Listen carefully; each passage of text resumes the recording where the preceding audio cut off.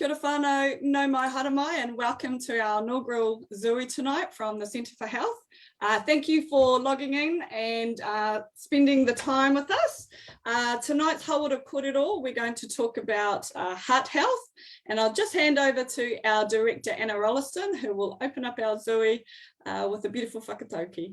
Kia ora, Anna. Kia ora whānau, thanks for coming along tonight. We're really looking forward to having a bit of discussion about heart health. So just wanted to open our hui tonight with an appropriate whakatauki for the conversation we're about to have, and that is mihi manu au e kākapa nei. And what that means is, like a bird, I am all aflutter. And it might not sound like it's appropriate for a heart health conversation, but kākapa is the fluttering like what a bird does, and often we'll use the term kākapa manoa, which is like the fluttering that your heart does, mostly in terms of excitement or love or all of those positive emotions. But since we're talking about heart health tonight and the ups and downs of heart health, it also can come into effect when you think about what happens to your heart when you've got a bit of anxiety or stress. So I'll just repeat that for you. Mihi manu au e kākapa nei. Kia ora. Oh, beautiful, Anna. Thank you for that. So I'm just going to open up. Kia ora, everyone. My name is Natalie Hiltman. I'm going to be facilitating our kōrero tonight with all of these beautiful, amazing panel members. And we're just going to do a bit of a whakawhanaungatanga or go around the virtual room, and I'll introduce everyone so that everyone at home knows who they're listening to. So I'll start with you, Anna, again, please. Kia ora whānau. Ko Anna Rolliston tōku ingoa no Tauranga Moana Hau. So I'm Anna. I'm Managing Director at the Centre for Health. In terms of the work I actually do at the Centre these days, I sit mostly in the research space for most of the work that I do, not so much in the clinical space these days. So look forward to this conversation, and I'm going to pass the rākau to Hannah. Kia ora whānau, ko Hannah Takuingoa, ko Tauranga Moana Ahau also. And yeah, I essentially run the clinical space now at the centre alongside Anna. Yeah, so I get to deal with all of our wonderful clients and assessments and all of our research participants and things like that. Yeah, and I'll pass the rākau over to one of said wonderful clients, Bill Carradis. Thanks, Hannah. Kia ora, everybody. As Hannah said, my name is Bill Carradis, and I am a client of the Centre of Health. My introduction will be a little bit longer than the other guys, so please bear with me. So I've been with the centre since late 2018. And why? Why did I end up at the centre? So after a life of being a pretty active person, towards the end of 2018, I found myself in a pretty serious situation with heart disease, leading to a crisis followed by surgery. I attended the centre just prior to hospitalisation, try and be in a reasonable space for my op so that when I came out, I was ready to go. I lasted 2 sessions, I think, but when we came out about 3 months after surgery, I went to the centre and I've been there ever since.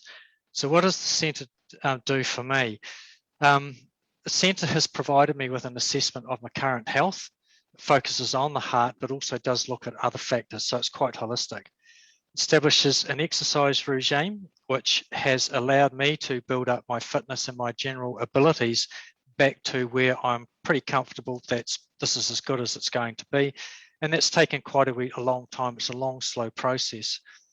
The centre undertakes regular monitoring and assessments, review of a program, updates, also reviews the diet and provides advice around dietary behaviour as well. At the centre, as Hannah said, she's the boss. She's the boss physiologist who leads the assessments in conjunction with Caitlin. Caitlin is my supervisor, who is my day-to-day go-to person, and between both of those two people, they know more about my health and about my abilities than what I believe my GP knows. And no disrespect to the doctor, that's just the way it is. They are also able to feed comment back to my cardiologist to provide advice and guidance on where I'm currently at. So the team are great fun, and they make the hard work enjoyable. Oh, Bill, amazing. Right. Kia Rob. Kia ora, everybody. Good evening. So my name's Rob Doughty. I'm a cardiologist at Auckland Hospital. I've got a number of other roles as well, and some of that has enabled me, and I've had the privilege to be able to work with Anna and Hannah and the team at the Centre for Health over a number of years now. So I work at the University of Auckland. I hold a position at the university which is funded by the New Zealand Heart Foundation, which is a research-related position looking at strategies to improve heart health in New Zealand. And as I say, and as you've heard from Anna, that Anna has a strong research focus, and so we've been able to work together now for over a number of years in relation to heart health. And I also teach at the medical school for our up-and-coming doctors on the medical program, as well as other programs. So kia ora. Amazing. Thank you everyone for your whakaaro tonight and for being on the panel. And just so everyone knows at home, the centre is not paying Bill. That was all of his own accord, and how amazing the team is, but they really are that amazing. So Anna, for Hannah, for our kōrero tonight, do you want to just open us up with a little bit of a kōrero around what is heart health? Good question. So heart health, I guess, in the way that I look at it from a physiology perspective, and the way that we're kind of addressing it tonight, is literally looking at the health of your heart being the physical thing inside of your chest, and all of the things that can affect it either positively or negatively. So heart disease or coronary artery disease, which we're kind of focusing a little bit on, is looking more so in what could potentially end up being things like a heart attack, and that's from narrowing or clogging of arteries as a result of various inflammatory processes that happen within the body. So things like your blood pressure, your cholesterol, your activity levels, your fitness, whether you're a cigarette smoker, history of diabetes, your weight, all these types of things are a factor and a potential risk in the development of heart disease. But yeah, we prefer to try and prevent that from happening, or at least focus on heart health and the positive, and what heart health actually means for each individual is completely different. For me, heart health, or having a healthy heart, allows me to run and ride my bike all day. For others, it will just be doing or living their life, doing the things that they enjoy, running after their kids or their grandkids, or whatever that entails. So yeah, heart health, we want to look at it as in the positive, but we need to address potentially some of the negative aspects in our lifestyle that might be affecting that heart health. Beautiful. Awesome. Awesome whakaaro. So the kaupapa for the evening is we've had a whole bunch of questions that have been sent into the centre, but we also want to explore exactly what heart health is. So we're going to kind of open up with why is heart health so important, everyone? Who would like to kick off? Rob? Not picking on anyone in particular, but how about you? That's fine. I always get picked on, so that's okay. So yeah. So why is heart health important? It's Hannah, your description of heart health is fantastic, and I guess I'll introduce it in a way to say life's an opportunity for keeping our heart health. And so if you think of it in the terms that Hannah's been talking about, then actually we need to think about it across our whole life, and not kind of wait until we might be having problems or actually have a clinical problem, but be taking an opportunity to think about ways that we can improve our heart health. And actually, if we improve our heart health, most of the time we improve our general health. And I'm sure, Anna, you can talk about that as well. And that's not just physical health. So our mental health often is coming along with that as well. And so heart health, although it's the focus, it's an opportunity about our general health. So it's something we can always be thinking about across a lifetime. Obviously, we do clinically get a bit focused around when people actually present with problems, and we can maybe talk about that in a minute. But it's kind of never too late to be thinking about doing something different. Don't try and do it all at once, but be thinking about how changes in our life can improve our health and then our general health and well-being. So Anna, I mean, do you want to take it from there? Sure. Yeah, that's part of my answer, Rob. You stole it. But I suppose just following on from that thread then, because your question is, why is heart health important, ain't it? And it's important because your heart's a pretty important organ in your body. So from a physical perspective, you know, it's quite an important thing that you want to keep working well for as long as possible. But from a kind of a more holistic view, as Rob mentioned, you know, you've got mental health, and that has an impact. If you think about your heart as being, you know, the symbol of your heart versus the thing that's in your chest, and all of the feelings and emotions and thoughts that you have associated with the symbol that is the heart, well, actually, it's really important to look after those things. So what makes you happy? You should do more of those things.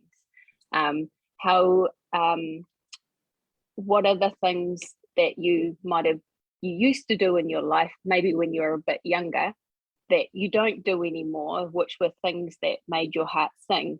And so heart health is important from the physical perspective, but also from the non-physical perspective, because it's all about living your life well and enjoying your life and moving from the place that you are now to somewhere else down a pathway. Amazing. Bill, I reckon you've got some insight here. Okay, do you want me to go? So there's a follow-up question which relates about heart health in their 30s, the importance of heart health in 30s, and as opposed to the 60s and in the 60s, which is more important. So based on my experience, I can't talk about the 30s. It wasn't until the 40s that I became aware I had high blood pressure and cholesterol. And at that stage, and up until recently, I'd been pretty active and fit, and I had always worked in a high productivity, stressful role. And I think that's a little bit about that mental thing that you were talking about, Hannah, is that has the influence on the heart that we don't actually really think about. We can see the cholesterol and stuff like that, but it's that other stuff that actually has an impact as well, I believe anyway. So in the 40s, I had GP intervention, medicines, and suggested life changes. And to be fair, we followed the medical process. We didn't necessarily follow all of those lifestyle changes, and we continued to work as hard as what we had been in the previous years, right up until recently. Over that period of time, between the 40s and the 60s, I did observe a number of people who had died suddenly while being very active and fit while in the middle of their exercise regime. And in reality, with my condition, by the time I got to early 60s, I was actually potentially one of those people. I was just sitting in the Coral Lounge waiting for my turn. So in reality, by the 60s, I'd run out of steam, I'd run out of puff. And I was incredibly lucky. I had the opportunity to get surgery and get fixed. And when they actually opened me up, they had a look at my heart and says, "Oh." So that's how close it actually was. It may have happened to me anyway, but the warnings were there in the 40s and they were probably there in the 30s as well. So I suppose that my view would be is actually it's important at any stage of your life. You've just got to listen and heed the warnings and do something about it. And in your 30s and 40s, you can do something seriously about it. In your 60s and 70s, it's a little bit different. Can I ask a question there? So let's talk about some of those signs. When you say some of these signs, what do they look like, Bill? For me, it was blood pressure. Suddenly I had high blood pressure, and the only way that could be controlled was through medication. And that eventuated in really serious headache one particular day. Ended up in the A&E department, had a look at it, and my blood pressure was through the roof. And doctor intervention at that stage, and we just followed that process. The other one around stress, that's a little bit hard to measure. because you go with the flow with stress. And often you don't even realize just how stressful and how wound up you are actually getting, and what that is actually doing to your own body and your own health at the particular time. Yeah, good work. Awesome, thank you, Bill. Okay, so thinking about that, what are some of the key messages for our whānau around heart health? Hannah? Yeah, well, I guess if I am speaking as someone who's in their early 30s, obviously I'm invincible because I'm in my 30s. I can go and do whatever I want and it's going to have no ramification on me whatsoever. I do, however, have a little bit of knowledge around heart health, courtesy of my profession. So I'm also acutely aware of my chosen lifestyle, which happens to be endurance sport, and the potential effects that can be having on my health. So I think it's, being aware that the choices that you make throughout life are going to affect you one way or another, whether that's sooner, whether that's later on, and that actually you have the huge ability to do something early on, while still enjoying life and doing everything that you want to do, but choosing a few little things that you can do frequently to help look after yourself, whether that's not even focusing on your heart health, whether that's just doing something like going outside for a walk in the bush to clear your mind. Well, actually you're going to be helping your heart doing that as well. Little things that you can do to look after yourself every day, ideally, or at least every week, to start with, and starting that right from, as a kid we do things that we love all the time because we can, and we've got all the time in the world. So why don't we keep doing that? Even with stress in our life, we all have to work. We all kind of need to pay some bills. So there's always going to be stress. But you can choose what you do and how you manage that stress. So find things in life that you enjoy, find things in life that are actually going to positively affect you, and do them frequently. I think that's the thing, isn't it? And stress is there, and you can't have the conversation to say, well, let's get rid of your stress. It doesn't work like that in life. So and the way I often think of it, stress, the continued stressors that are often, they mount and they evolve quietly, so we don't really realize that they're there to the extent that they're there. And that stress over years and then decades actually usually takes away the good things in our life that are the more healthy things, and holistically healthy, not just for heart health. So we perceive we don't have time. We perceive that it doesn't matter, I'll do it another day or another time. So that the impact of stress itself, it is the stress, but it's the impact of the stress in our life in general that I think is often sort of, it's a little bit misunderstood maybe, as to how that kind of works, if you see what I mean. Often people are thinking of acute stress. It's the stress I had this morning with what I was doing. And obviously that's part of it, or the extreme stress with some bad thing in my life. But it's that continued thing that is often for people is over decades, actually, isn't it? Exactly. And fortunately, some people heed my advice around retirement. Might just take them 2 years to actually see it through. Hey, Bill. But there's the biggest thing I hear is, I don't have time. I don't have time to do this, or I don't have time to do that. But actually, you don't have time not to, because life, you've only got one opportunity with life. So enjoy it and find time to do the things that you enjoy, because otherwise, what's the point? You spend all day working, but then have you done anything for yourself? So whether that's getting up 5 minutes earlier, or just actually taking a lunch break away from your computer, going home and actually putting the phone down, something like that. There's a way that we can disconnect and find time. I'm just going to jump in now, because your question was what's key messages for whānau. And I suppose from a lot of the work that I've done over the years, we've come to understand that people who have heart disease and heart attacks in their family just kind of have this expectation that that's what they're going to get to. So we often hear the cancer versus heart disease kōrero about, you know, if it's not heart disease, it's cancer, or vice versa. And the thing about heart disease, or the clogging of the arteries that Hannah explained earlier, is that it's preventable and modifiable. So even if lots of people in your family and people who are close family members to you have had that, or have had a heart attack, that doesn't mean that you can't change it's not inevitable. It's not inevitable, because actually it's a lifestyle condition. That's about the way that we choose to live our lives, not just about how much exercise you do and what you eat, but as you know, the whole stress conversation and the joy conversation. So my message for everyone listening is, if you think it's just part of your DNA, that everyone in your family has heart disease and heart attacks, so therefore you are too, that doesn't have to be the case.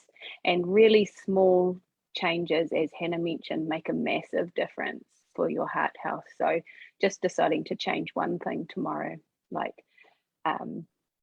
swapping out a bit of red meat for something else, for example, is a positive step in the right direction. And as you can just build on those steps as you go along. So there's definitely some genetic components to heart disease, like in blood pressure and in cholesterol, but largely we have a real ability to modify our heart health. So let's do that. And is that through, and I don't want to simplify it, because we can't, but environmental factors like exercise and diet are those key drivers for better heart health? Like, is it that, am I simplifying it? Is it that simple? No, I mean, it is a little bit more complex than that, but yeah, I mean, everyone knows they should eat better and do more exercise. We all know, like every single one of us knows, we could eat a little bit better and be a bit more active, and that would totally benefit our heart health. But it's also the things like stress. Instead of thinking that the only things you can do is being more active or eating better, well, why, if that feels a little bit too difficult for you, then actually start thinking about anxiety or stress and emotions in terms of looking after your heart, and work on the things that feel like they're achievable for you now, not on the things that everyone says you should do. Like, you know, don't go from eating red meat 5 days a week to a complete plant-based diet tomorrow, because that's probably not going to get you anywhere, and make you a bit grumpy probably as well. So yeah, it is a bit bigger than that, but I think we all know, most people know what positive changes they could make in their lifestyle to be healthy, and that will also mean that your heart is healthier. Awesome. I've had an email, a message come through online. Can I still have issues with my heart if I have no cardiovascular risk factors or problems? Yeah. Yep. So yep, absolutely. And think about the things we just had a kōrero about. Yeah. Shall I jump in here, Anna? So, I mean, yeah, kind of yes and no is the answer. And the reason it's a sort of a yes and no is that as we term it, these sort of risk factors, these things about us and our life and our lifestyle that can contribute to the development of heart disease are often not, do we have them or don't have them? There are a range of things across our lifetime that change over years, and there's different degrees of those. I mean, I'll pick on one. I mean, cholesterol is one that I hear a lot, and people often say to me, but I don't have high cholesterol. And the answer to that is, well, what is high cholesterol? Cholesterol is a continuous range of numbers across our whole population. And so it's arbitrary to put just a cutoff there. So it's just one part of us as a whole person. So we have to try to integrate that information. And that's why we need to be talking about this. And that's why we need, at some point in our life, to be having a check about the heart with your GP, with Anna and the team, because you can start to integrate all that information about us as individual people. And so it is a yes and no answer. But we're individual people. And so we need to try to be able to put that together. And that's often really hard for us to do as individuals. We need a bit of help to have that conversation about it. And one of the things from my perspective is that so you could come and see us and we could give you your risk of having a heart event in the next 5 years. And that's based on a whole lot of research that's been done that classifies us all as normal or not normal. And the reality is as Rob said, there's no cutoff point for that. So it's really important that whoever you're having a chat to about your heart health has a really good understanding of you as a person and your whānau and even your family history around that, so that you can have a really good conversation about what heart health is to you and what's meaningful and not meaningful. So yeah, it is a yes and no answer. And that conversation can kind of start anytime. Again, Again, there's not a magic time or point in our life where we have to say, right, this is the heart time. It's actually saying that this is a continuous thing across our lifetime. And so have the conversation, listen to whānau, listen to other people and say, what do I need to do next, kind of thing. And that's a really, really good point. So what impact does whānau have, whānau, family, friends, have on better heart health? For instance, I come to the centre, I get a program, I come home, I'm trying to do the program independently by myself. Why don't we have a kōrero around how important that support network is to help you on your journey? Because I think that would be really valuable. Kōrero, Anna? Well, I think whānau can either be a help or a hindrance. Sorry, whānau, if there's any of my whānau watching. No offense. But it's true though, isn't it? It's like you've had that time when you wanted to get on the next health kick and you go home and you're like, I'm going to eat vegetarian from now on, and everyone else just laughs at you and continues to eat red meat, and it makes it really difficult for you. That's a cynical point of view about whānau, but whānau is really important, or the group of people who are around you that care for you, and the people that you see the most and have the most influence on you and you have influence on them. That's kind of what we mean by whānau in this context.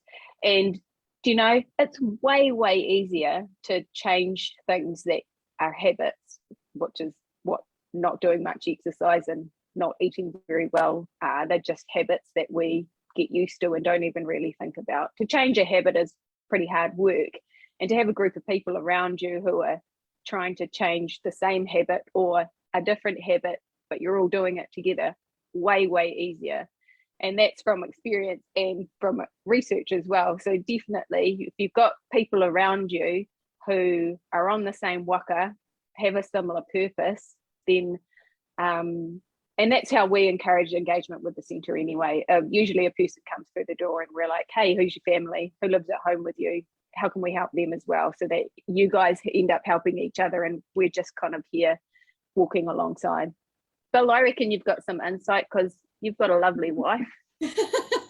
Yeah, I have. It's been really easy for me because I've been totally supported all of the way through. In fact, my wife was at the centre before I was, and it was through her that I got my introduction. My level of exercise was in a different direction. So your comment about the red meat versus the plant-based diet, that would stress the hell out of me.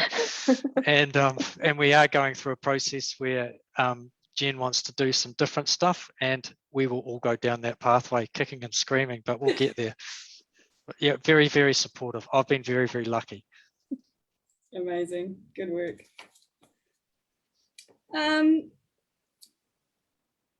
leading into that, is there a difference between male and females when we think about heart health, and why?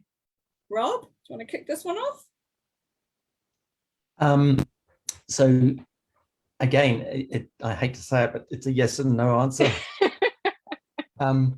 So the first important message is that, and we're talking particularly here about, as we mentioned at the beginning, about our coronary arteries supplying the heart muscle and the furring up of the arteries, the plaque, whatever you like to call that, coronary artery disease, as is the medical term.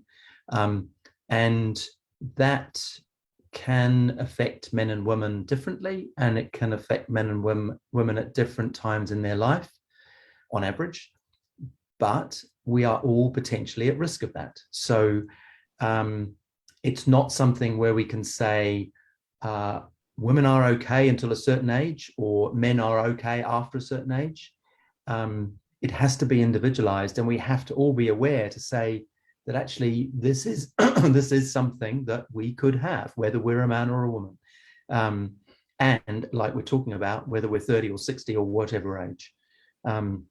So I think that's the first key message is look, this can affect anybody, and so, you know, unfortunately, as a cardiologist, I will see men and I will see women who have coronary artery problems and will present in all sorts of different ways.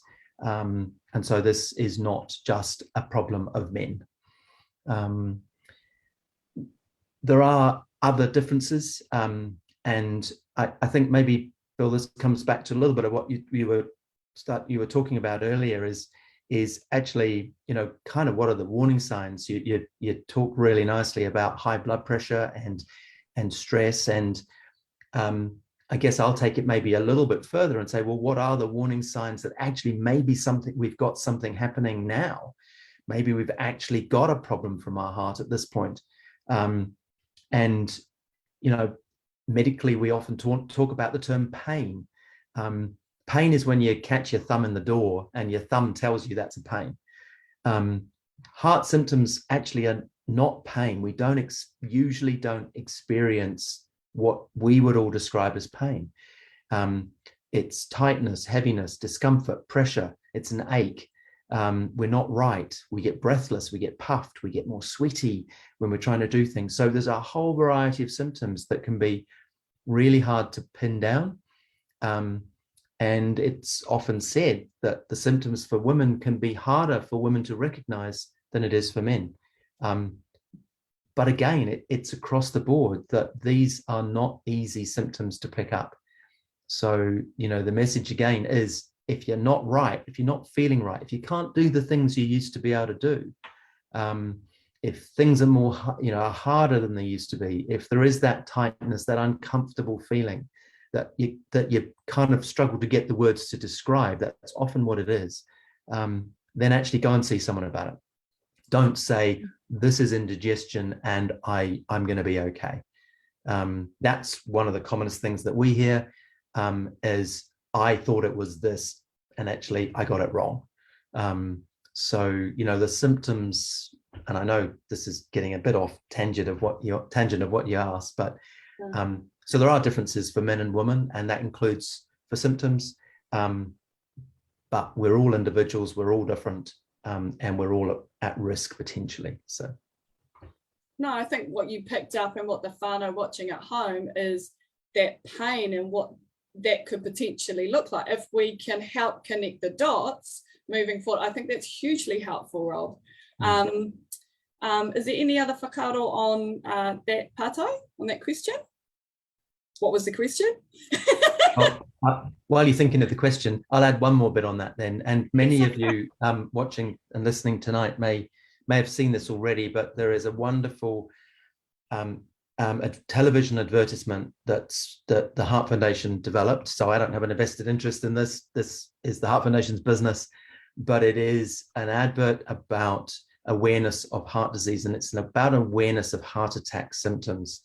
And if any of you remember it and see it, but it's filmed with a number of people moving across the foreground of the screen, and with clutching their chest and all sorts of, you know, very, very expressive kind of things. But sitting in the background is a park bench, and there is a man, I think it's a man, but there's someone on the bench leaning forward, looking unwell, and someone helping them and talking to them. And the question is, which is the person having the heart attack? And it's not the people running and screaming and shouting across the front of the screen in the foreground, it's the person sitting on the park bench. And so, you know, that's a really, I think it's a fantastic portrayal and a reminder that actually these symptoms are really difficult, but kind of don't ignore things when things are not right. And my only message in terms of for wahine is that our experience, Hannah and I our experience with women is that they tend not to think that heart disease is their problem. We're notoriously doing these kinds of chats to women in groups, and it's like, oh, I'm going to bring my husband to see you because it's historically, you know, when you look at the advertising about, you know, looking after your heart and stuff, it always had an overweight man in it, and it was always kind of classically sold not being the right word, but sold as like a man's problem. And so we find that a lot of women aren't really aware of the extent to which they are at risk of heart disease. So I suppose my message for your question is, if you're human and you've got a heart, then you're at risk of heart disease, especially in our society, which you know, leans toward westernized routines and exercise regimes, eating, and that type of thing. So yeah, don't think that it's not your problem. Yeah. Hannah, do you have anything to add there? Yeah, I think that's spot on. And I think particularly with women as well, and this is something that we often joke about during these group chats as well, is that women are so used to looking after everyone else and carrying on regardless of what's happening to themselves or what they're feeling or how little sleep they've had or anything like that. And I think it's just really important to be aware of what your norm is, and when you're potentially not feeling your normal self, hopefully your normal is not being completely shattered all the time. But yeah, just being aware of when you're not feeling completely yourself and actually seeking some advice or some help to address it. Because yeah, symptoms can be different for everyone. We're all incredibly unique. That's what makes us special. So yeah. And for all the fun at home sitting, and if someone's just turned to you and said, but you don't have a heart, I can assure you all do have a heart. Don't listen to them. Okay, please don't listen to them. All right. A help or a hindrance, So Fano. true. You're either a help or a Exactly. hindrance. Every time. Actually thinking about, do you think there's a societal change with, sorry, men, boys, going to the doctor? Do you think that's changing, that whole I'm feeling sick, I better go and get checked out? Or are we still a nation of she'll be right, I'll wait till I'm actually having a heart attack to go and figure out what's going on with my body? Are we there yet? Are we breaking down barriers? Is change happening? Bill, do you want to give it a go? Yeah. I'll comment on my experience around that. So I think it's a little bit related to where you work in your industry. And like in my experience, we were quite lucky and fortunate in that management type people were encouraged to, you know, get regular checkups and stuff like that. And for a period of time we did that, and then for a long period of time we did nothing. And consequently, that's where I ended up. Where I think it's, if I look at our industry, I think it's really hard for the guys to get to the doctor because they're working all day. It's not easy for them to just down tools and go off to the doctor. So they do tend to wait till they're really sick and get there. And that to me is a little bit of a concern. And I think that's part of that journey that we're on that you're talking about, Natalie. Companies are much more aware about the health of workers equals better productivity and stuff like that. So the encouragement is to get those guys to do that. But it's almost like a generational change. It will take time.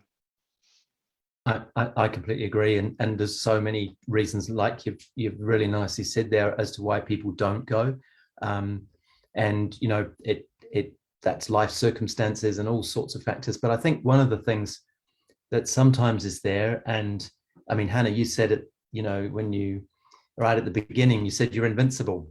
I think, you know, we all go through a stage in our life where actually our health, we're not thinking about our health because we do feel invincible. It's not going to happen to us at that stage. And so we don't need to think about it. And then we move through a period in our life where actually quietly behind the scenes, and I reckon this actually does apply to men, is underneath it all is some fear, that people are actually, they kind of know they're not quite right, but actually they're kind of scared to go and ask the questions and get checked because there's a fear of what it is that's going to be found.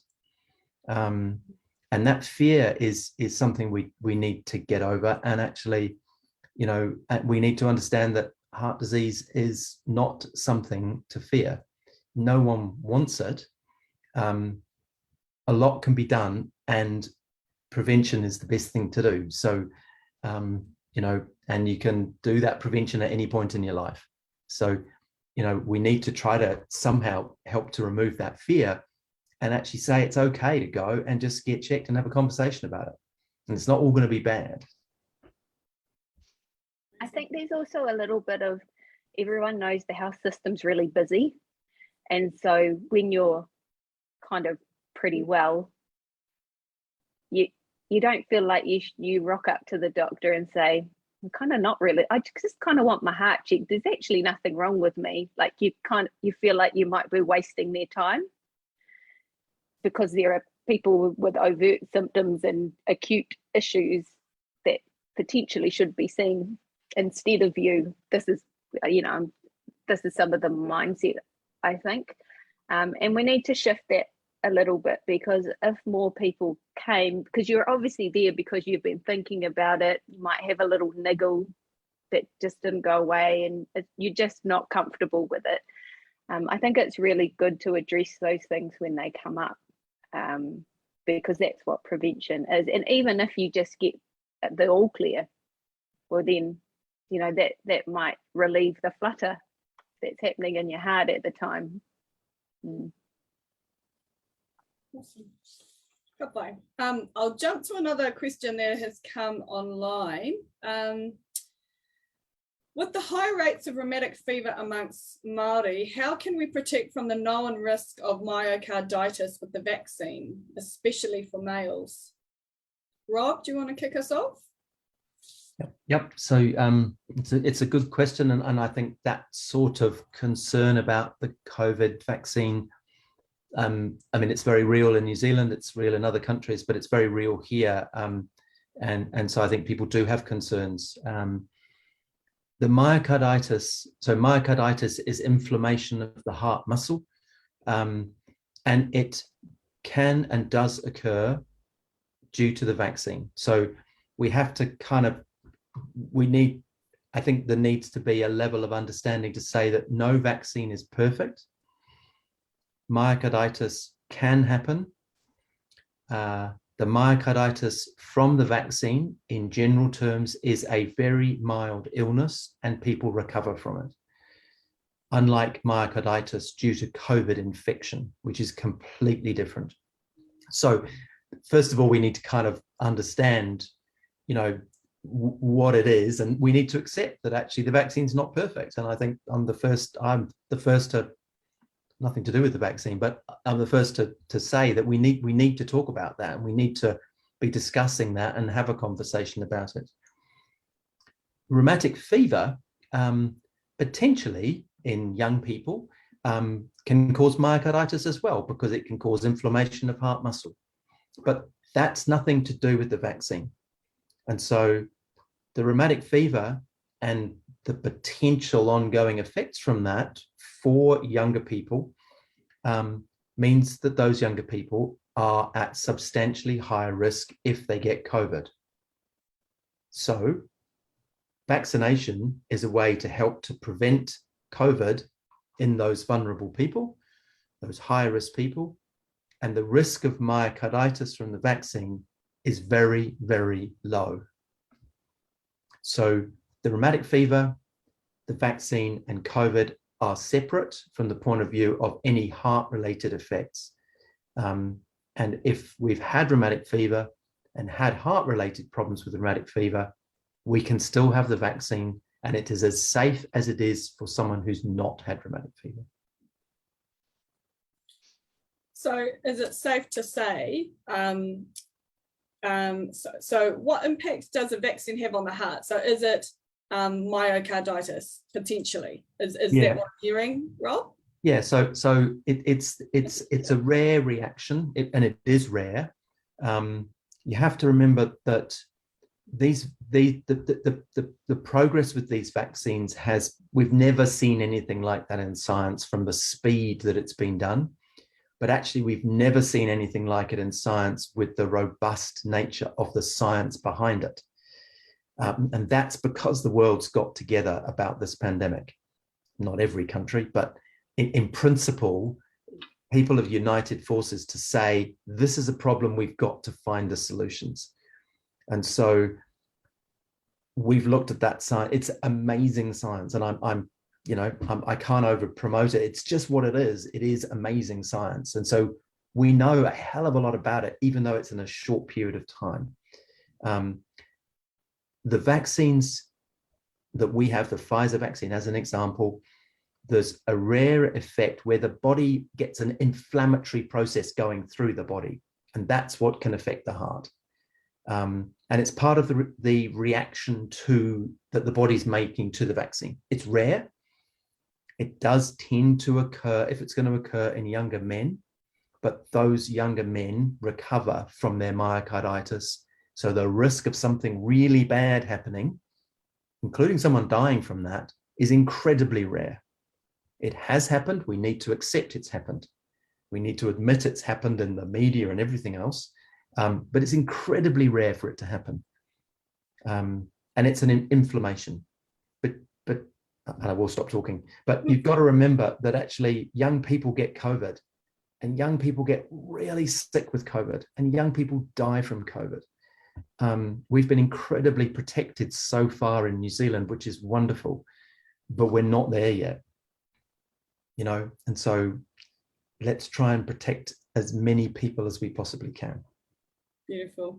And that kind of just rounds us off, because we have had a few partai around the vaccine, but tonight is all about heart health and about what can we do and what can we share with our whānau at home around our heart health. So we had a couple of partai, and so that was just such a really simple way to explain what's going on at the moment, Rob. So thank you so much for explaining that beautifully for our whānau who are watching.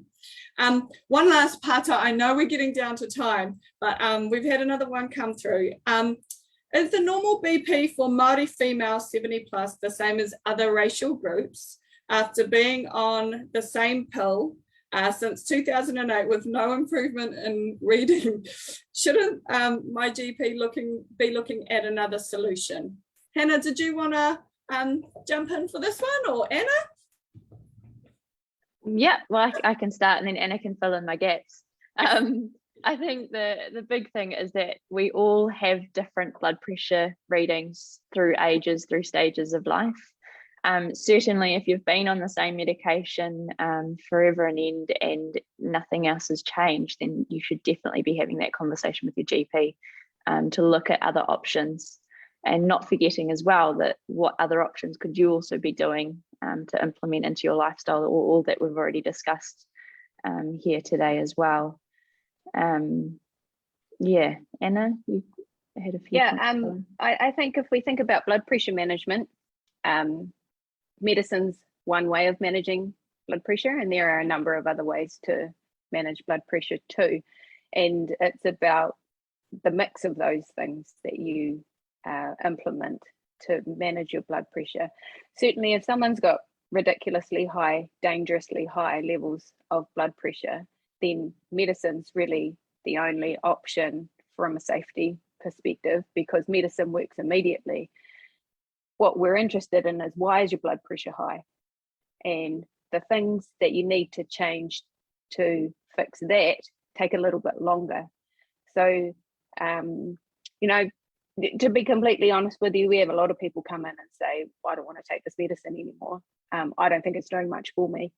And you know, you guys do lifestyle management of heart disease, so surely I can come off this medicine and you can just, you can fix it that other way, which is true. It's just the other way takes a lot longer and you have to work at it. You know, it takes a lot of discipline. You've got to do some exercise, you've got to eat a little bit better, you've got to figure out how to manage your stress levels. Whereas if you take a medicine, your blood pressure comes down pretty much straight away. And so we appreciate that people have got perspectives on taking medicines. And so managing your blood pressure is about your comfort level and your worldview about that management. And what we like to do is kind of figure out what sits well with you. But certainly if you've got really high blood pressure, taking your medicine while you're implementing the other stuff is usually our best recommendation. Okay, Bill, I've got a pato here for you, a question for you, Bill. What's the biggest learning from your experience with the Centre for Health and your heart health journey? Okay. My biggest learning is really about understanding your health. Okay, so I look back in the 40s, I was given some information and some advice, and really it wasn't till I got to the early 60s that it was a oh hell type moment. So it's really understanding what you're being told, understanding your own health. Seek advice from those who know and can help, such as the people at the Centre of Health. And in my view, these guys are much more accessible than a lot of other busy health professionals. So you almost get a one-on-one, easily accessible program or assistance. Listen to and follow the guidance that you're given. And I know they don't think we do that sometimes, but we really do. From a very personal perspective, I truly believe that if it was not for the centre team, I would not have recovered to the level that I am today. It takes time and it's a journey. It's taken me nearly 3 years to get to where I'm really starting to feel comfortable about it. They're good people, great programs, but there is also a degree of personal responsibility in there as well. Oh, Bill, amazing. Again, whānau, there's been no payments made for the panel tonight. This is all Bill's beautiful journey of the song. And I might just chip in, that was a fantastic response, thanks Bill. I also had a slight feedback from your wife, who I also get to speak to quite frequently, who mentioned around your confidence. And I think that comes with understanding and being aware of yourself, your health, being able to read your own body and all of those things, and just your confidence when it comes to getting out, exercising, doing things in life, work, but also making choices, making decisions that you should be making, like retiring. Just being confident to do all of that. That was one big thing that she said she'd noticed had been a huge change in you. Yeah, which is cool. Yeah, definitely knowledge is power in it. Yeah. And that's through the support and guidance from you guys. Oh, I'm feeling the love, guys. Well done. Well, it's almost time to wrap up, guys, and what a beautiful kōrero that we've had tonight. But is there any final comments? And we'll go around. We'll go around and see what they are. But is there any final comments or final pieces of advice that you can give to our whānau who are watching online tonight? So what's your key piece of information you'd like our whānau to take away after tonight's kōrero? My one is small steps. Just do something really little tomorrow to make a positive impact on your heart health. And it doesn't matter how little that is, just do it tomorrow and then keep doing it. And then once you feel like that's part of your life, do the next little thing, but don't try and do everything at once. And actually my one leads on from that. Don't wait until you're the one who has an issue or a friend or whānau ends up with an issue that you then become worried. start tomorrow, because regardless of your age, there's things that you can do now that are going to benefit you later in life. So don't wait, do start tomorrow. Rob, any last pearls of wisdom? Not pearls of wisdom, but I mean, I'll make it a little bit medical just because I do. But have a conversation with your GP. So next time you're there, or make an appointment, or whatever the reason you're there, just introduce the conversation. Just say, what about my heart? Is my heart okay? To just open up that conversation. We accept at the moment it's really hard. I mean, everyone's challenged in the COVID world. Our GPs doing a fantastic job in the communities for all of us. So it might not be right next week that you do that. You might give them a couple of weeks to get through Omicron, but just ask the question. Well done, awesome, Rob. Phil, do you have anything else to say? Just really high level from me. It's just take ownership of your own health. It is your responsibility. You only really get one chance. You got one heart, one life, so look after it. And there are people who can help you through the pathways. Oh, beautiful. Well, that's us, whānau. Thank you so much for logging in and sharing your time with us tonight. Thank you to our amazing panel. Thank you for all your beautiful whakaaro. I know that there's been comments coming through online, and everyone that has been watching has been really has been loving and leaning into your kōrero. So thank you everyone watching and all of our panel, and we'll see you all again soon. Ka kite. Thank you. Bye.